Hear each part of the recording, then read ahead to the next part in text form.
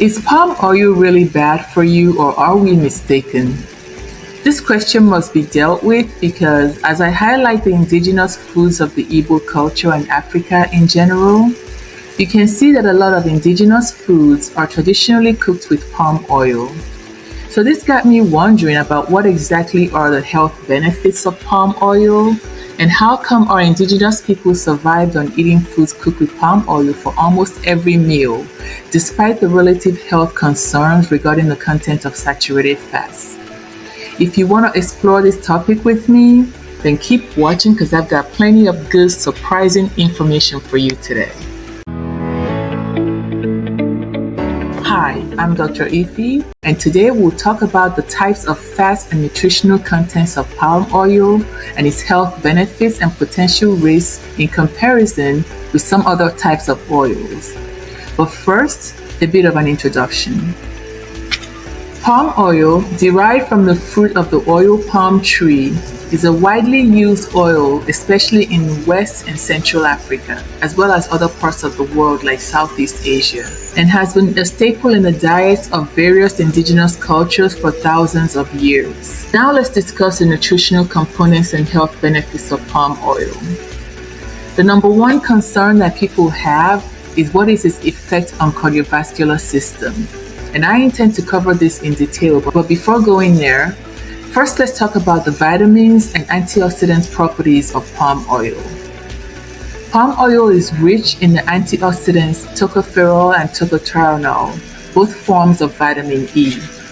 These are powerful antioxidants that protect cells from oxidative damage. This means that it helps to rejuvenate your cells. Additionally, tocotrienols are compounds that have been found to have both cholesterol-lowering and anti-inflammatory properties. Red palm oil contains high levels of carotenoids like beta-carotene, which is a precursor to vitamin A, giving it its distinctive red color. So carotenoids are important for vision, immune function, and skin health. Palm oil also contains other bioactive compounds like coenzyme Q10 or CoQ10, which is an antioxidant involved in energy production within the cells. And it also contains phytosterols, which is a plant sterol and helps to reduce cholesterol absorption in the intestines. The presence of phytosterols makes it beneficial for cardiovascular health by lowering cholesterol levels. Now let's talk about the fatty acid components of palm oil, and then we'll delve into the main discussion.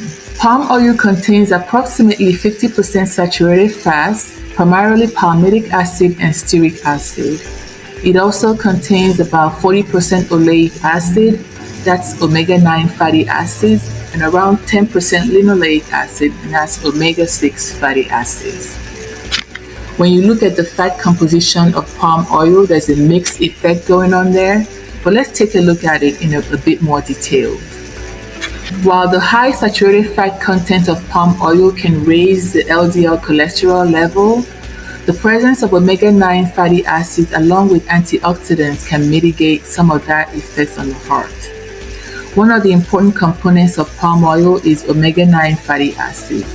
As a frame of reference, this is the same heart protective type of fatty acid that is mainly contained in olive oil. So olive oil has about 75% omega-9 fatty acids, while palm oil contains about 40% omega-9 fatty acids, which is still quite high in comparison to regular vegetable oils, which contain only about 25 to 27% omega-9 fatty acids. The known health benefits of omega-9 fatty acids include reduction of LDL cholesterol, that's the bad cholesterol levels. Omega-9 fatty acids help to lower bad LDL cholesterol levels while maintaining the good HDL cholesterol levels. Keep in mind that this is the exact opposite concern that was raised with regards to the effects of saturated fats. So the high amount of omega-9 fatty acids and antioxidants contained in palm oil help to balance out the cholesterol effect. Omega-9 fatty acids also help to reduce the production of inflammatory cytokines and therefore modulate the inflammatory response in the body. Additionally, Omega-9 fatty acids, together with the antioxidants contained in both palm oil and olive oil, have been found to have cancer prevention properties. And also, they help to improve your cognitive health, which means that it can potentially help to reduce the risk of neurodegenerative diseases like Alzheimer's disease. By the way, you can find my scientific references in the description section of the video. In order to fully understand and compare the cardiovascular effects of palm oil, we need to talk about the cardiovascular effects of the other vegetable oils that people think are better than palm oil. Let's look at the regular vegetable oils such as soybean oil, corn oil, which is very commonly used. These types of oil contain about 13.5% of saturated fat, about 27% of omega-9 fatty acids, and about 53% omega-6 fatty acids. Let's break down the impact of all these components. Guys, I know this is a bit more involved than usual, but follow me and I promise I'll try to lead you guys gently to understand clearly what's going on here. Okay? Thank you very much. So although omega-6 fatty acid is one of the essential fatty acids, it should only be consumed in small quantities, because the fact that vegetable oil has a high level of omega-6 fatty acid, that's 53%, actually makes it highly susceptible to oxidation during frying. And oxidation damages the cells in the body, so it's not good for the health. In comparison, palm oil has only 10% omega-6 fatty acid, so the risk of oxidation is reduced. Also, remember that palm oil contains those powerful antioxidants I mentioned earlier, which basically helps to mitigate the process of oxidative stress. Omega-6 fatty acid is known scientifically to easily break down into precursors that cause heart disease and chronic inflammatory disease formations in the body. The rest of this discussion should be of great interest to everyone, so please try and listen carefully and understand what's going on here, okay? The fact that vegetable oil is not stable for frying is actually well known by industries. And that's why the standard practice is that in order for regular vegetable oil to be used for industrial frying, the vegetable oil has to undergo a process known as partial hydrogenation. This process is unfortunately very harmful because partially hydrogenated vegetable oil causes the formation of trans fatty acids, which is even more dangerous for the health. As mentioned earlier, partially hydrogenated oils became the common practice of industrial frying and is used in making common products like fried food sold in commercial restaurants and food stores, bread, baked goods, packaged snacks and foods, margarines, coffee creamers, including both dairy and non-dairy creamers, dough, etc. Guys, this is pretty much everything you buy in stores or eat in commercial restaurants. These are all likely to contain trans fatty acids due to the use of partially hydrogenated vegetable oils to make these products. Now let's discuss the health risks associated with trans fatty acids. In 2003 to 2004, the World Health Organization received an expert consultation for the prevention of chronic diseases, which found that trans fats have adverse effects on blood vessels and causes coronary heart diseases. And they estimated that over 500,000 deaths from cardiovascular diseases were attributed to the intake of trans fatty acids per year. Research has proven that the consumption of industrial trans fatty acids significantly increases cardiovascular risk by causing changes in the lipoproteins, pro-inflammatory effects, and endothelial dysfunction. This all means that it really messes up the heart and blood vessels. Trans fat is known to increase LDL cholesterol levels, that's the bad cholesterol level, while decreasing the HDL cholesterol level, and that's the good cholesterol level. That's why when the report came out about 20 years ago, the World Health Organization came up with the commitment to eliminate industrial trans fatty acids from foods by 2023. That was last year. They even got the industrial giants who are part of the International Food and Beverage Alliance, which includes companies like McDonald's, Unilever, Nestle, Coca-Cola, etc., to align with their goal. But we'll have to see whether that goal was met or not. I will have to say that given the obvious increase in heart disease and other chronic diseases since then, the goal probably wasn't met, but I'm not sure yet. Interestingly enough, the oil that came up as a good replacement for the partially hydrogenated vegetable oil was palm oil and palm kernel oil, as they saw it as a functionally suitable replacement. A research study done by Vun in 2012 found that palm oil did not have the detrimental effect on blood lipid profiles, unlike what they saw with partially hydrogenated liquid oils. In fact, they actually found out that palm oil had a slightly positive effect on the HDL good cholesterol level and lipoprotein. So have you guys seen that the effect of palm oil on the heart and blood vessels is actually a net positive, as the HDL good cholesterol level actually showed a slight increase as opposed to hydrogenated oil, which showed a decrease in HDL level. It turns out that the fact that palm oil is partially solid due to the high saturated fat content is actually what makes it more stable for cooking and frying. In fact, this partially solid form is what they were trying to mimic with the partial hydrogenation of vegetable oil, which ended up resulting in them creating something that was even more harmful in the form of trans fatty acids. I trust that we're all following so far. Please comment below and let me know what you think. I know that some people might even be more knowledgeable than me on this topic, but my main concern is for the regular people in Igbo land and all over Nigeria and Africa as a whole who have rejected their indigenous foods because they now believe that it's bad for them. So the bottom line is that what we thought was bad with the palm oil is actually what makes it stable for cooking, and also because it has a higher melting point.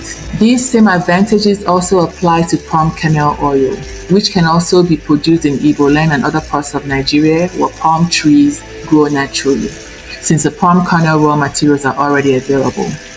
I think we all see the point now. A word is enough for the wise. Let's move on. Another health benefit to highlight is that the fat content of palm oil enhances the absorption of fat-soluble vitamins like vitamins A, D, E, and K. One important bit of caution to note, though, is that palm oil is relatively stable at high temperatures, but when repeatedly reheating the same oil at very high temperature, it too can form harmful oxidation products that may contribute to oxidative stress and inflammation. So be mindful of that. There's also a global concern to ensure that the production of palm oil is done in an environmentally responsible manner, in such a way as to avoid deforestation, habitat loss, and greenhouse gas emissions. These concerns have been raised from the industrial production of palm oil in places like Indonesia, etc. However, it shouldn't be a problem with the small-scale production that happens in Nigeria and Africa as a whole. Hopefully not. So what's my takeaway from all this information? The idea is not for anyone to start using excess amounts of palm oil to cook. No, that's not what I'm saying, because you still need to be mindful and use it in moderation due to the high content of saturated fat. I think that palm oil was always meant to be used in moderation, so that's what I would recommend. But rather than replacing it altogether in favor of other types of oils that might even pose a higher risk of causing heart disease and chronic disease of all types, you might as well stick with what you know. As long as you're using it in moderation, I think palm oil will be fine. Furthermore, if you're eating commercial fried foods, breads, and baked goods, packaged snacks and foods of all kinds, margarines, coffee creamers, including both dairy and non-dairy creamers, etc., then you should know that you may be eating something that's even worse than the saturated fats in palm oil. And that's the industrial trans fatty acids, which even the World Health Organization has recognized needs to be completely eliminated from the diet due to the high risk of cardiovascular diseases. When you compare trans fat to saturated fats, you find out that the recommended level of saturated fats in your total daily diet can be up to 10%, because we actually need some level of fat in general for survival. But the recommended level for trans fatty acid is 0 or as close to 0 as possible. That's how bad it is. So my takeaway is that it's better to cut down on the real causes of health problems that people are facing today in Africa, which is due to all the new junk foods that people are eating in recent decades. Additionally, When you pay attention to the cultural and dietary context in Africa, you find out that the indigenous cultures that have primarily used palm oil for centuries often consumed it as part of a largely plant-based diet rich in fruits, vegetables, and other natural foods, as well as seafood and mollusks. The staple diet in Igbo land, for example, included more fish, which by the way contains omega-3 fatty acids, and things like snails, etc., and also a very moderate amount of meat was consumed sometimes. People just didn't eat as much meat back then as they do right now. So the dietary context that included a lot of whole foods, legumes, and plant proteins does mitigate some of the negative effects that is now associated with eating palm oil. When you look at the significant increase in the prevalence of heart disease in Nigeria and Africa today, and consider the fact that historically, meat consumption was never as high as it is now, at least not in Igbo land, then you realize that the excess meat consumption is what's causing the significant increase in bad cholesterol levels, not the palm oil. Therefore, I think it's the excess meat consumption in addition to the effects of trans fatty acids that's really clogging up people's hearts right now, because these are the two things that are relatively new in comparison to the palm oil. Sorry guys, I hate to make some people feel bad, but this is actually true. That's why it's important to consider dietary patterns and food synergy when preparing your foods, and also in deciding what's good or bad for you.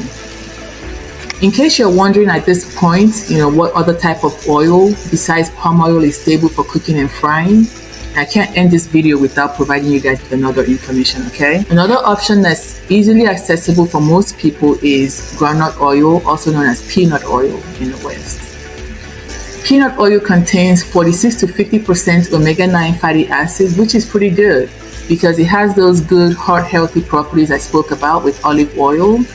It also contains 32 to 36% omega-6 fatty acids, which is higher than what's in palm oil, making it more susceptible to oxidation. But it does have 16 to 20% saturated fats, including palmitic acid and stearic acid, which is the same type of fat contained in palm oil. Also similar to palm oil, groundnut oil or peanut oil contains great antioxidants, which help to mitigate the risk of oxidative stress. And they also contain phytosterols, which have cholesterol-lowering effects. Also, because of its high smoke point, groundnut oil is able to remain stable with high heat cooking and frying almost as much as palm oil does. So this is great news because it's easily accessible for most people, especially for Nigerians who have easy access to both types of oil. For Nigerians, definitely, I would recommend that you guys use the locally made groundnut oil because at least you know where the groundnut came from and it's organic. If you guys want me to cover more information on groundnut or peanut oil, let me know. If you're one of the people who rely heavily on olive oil, then I briefly want to let you know that extra virgin olive oil is great if you want to mix it in with your salad or use it as a dip, or maybe do some low to medium heat sauteing, etc.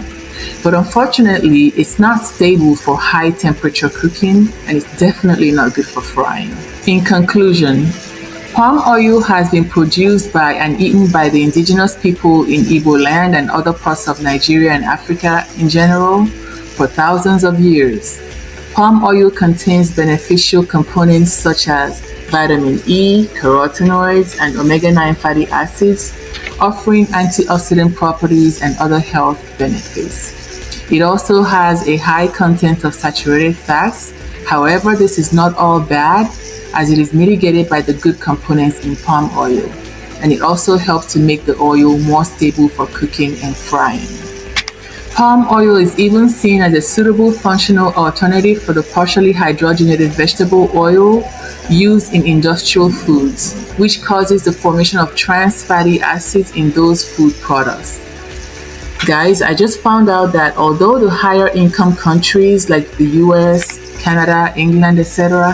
have been implementing the World Health Organization recommendations and have enacted laws to try to eliminate the use of trans fats in their foods, about 5 billion people worldwide are still at risk for trans fatty acids' devastating health impacts. So the global goal for the total elimination of trans fat by 2023 remains unattainable even at this point.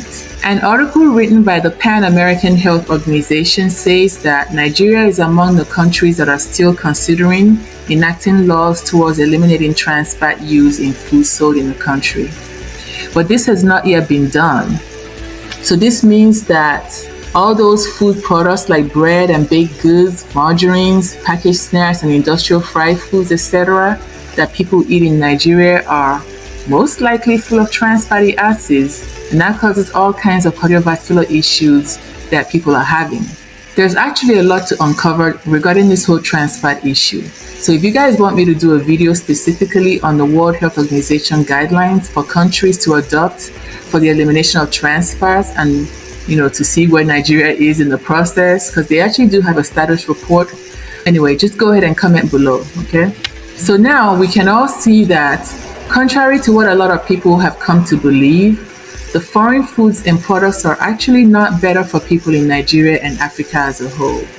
Not only is it wise to stick with your own indigenous foods that have proven to be more nutritionally beneficial to the people, in this day and age in Nigeria where people are facing food shortages and economic hardship, it's even more important to return to your more affordable indigenous foods and products like palm oil.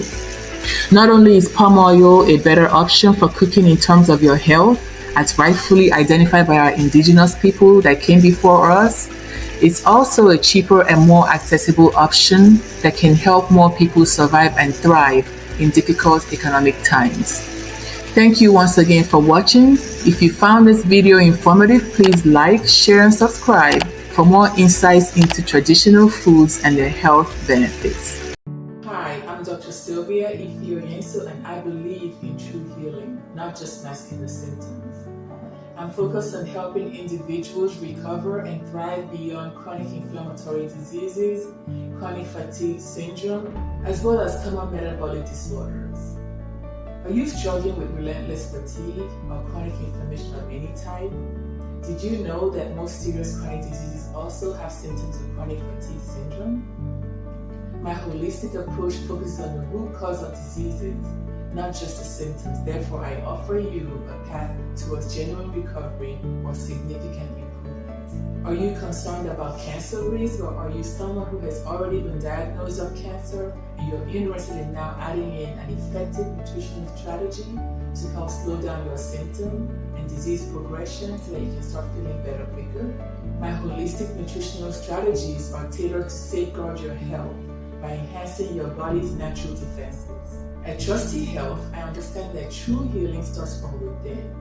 That's why I focus on nutritional detoxification and holistic recovery as the cornerstone of my functional medicine practice. So if you're ready to transform your health, you can begin your wellness journey when you check the description section of this video and click on the link to book a free vitality session with me.